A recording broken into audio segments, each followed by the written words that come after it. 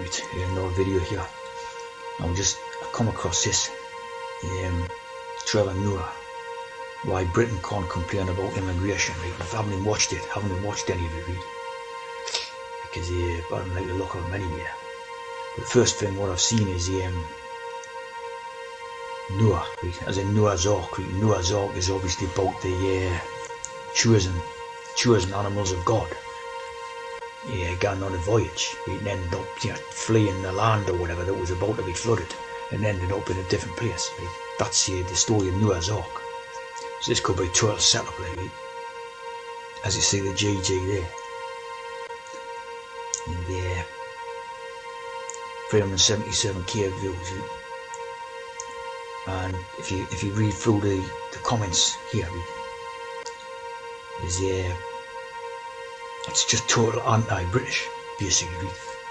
It's more anti-British, more anti-white man type of thing, you know. Just a whole lot. Every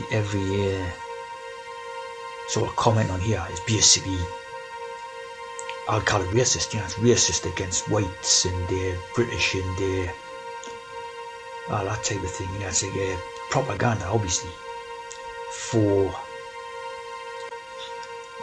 mass immigration, and obviously using this idea that the British colonialists robbed and stole over people's cultures and wealth and all this, which as far as I'm concerned is absolute garbage. Because obviously, you know, you're taking the difference away, right? Or rather, these are taking away the difference from the British, what's apparently the British upper ruling class, right? Which is obviously like a sort of Zionist Jew organisation, right? And the average man, who was basically just a working sort of man, you know, probably down the coal mines, right? You're talking about Britain, or the other, you know, the other industries that was around for the last 200 years, basically, right? So if you say it to the average Briton, right, do you know where India is, right? They would have looked at you like, you know, with a blank stare, you know. They wouldn't know where India is. They'd probably be no further than their own county, you know. They'd been no further than 10 miles or something, you know what I mean? And that would be a big journey. So you're talking about going to India, right, from Britain in 1600 odd, as what was supposed to be the British colonial times. You're talking about, you know, 2 months, at least for 3 months or whatever, journey on a sailboat on the other side of the planet, right? So it's not many people would have done it, right? And then of course you got the idea that they went and took stole all the wealth and all this garbage, as you see there. More sort of blaming of everything from Uganda to Tanzania and everything, you know. And then you take the idea that the Britons have stolen the wealth, right? So if you've grown up in a sort of council estate in the last, you know, 50 years or whatever, the idea of wealth about all over the place is just absolute garbage, as you know. You know, there's no wealth in the impoverished British areas, you know. It's known for its poverty and its sort of, you know, I remember I used to go to school and there was kids who had me dinner money, not to eat, you know, at the lunch times and that. And so if you give the kid a few chips, he'd be a sort of best mate for life or something, you know. And it's unbelievable, you know, the poverty of what was still about. And that was the 1980s and that. So this is, you know, this stuff doesn't ring true to me at all. But it gives you like a sort of a funny feeling if you read through all this stuff. You get like an uneasy feeling to think, you know, what they're pumping into these people's brains, you know.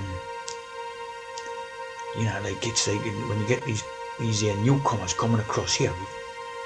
They're only here because of liberal tolerance, you know, liberal tolerance from the British, right?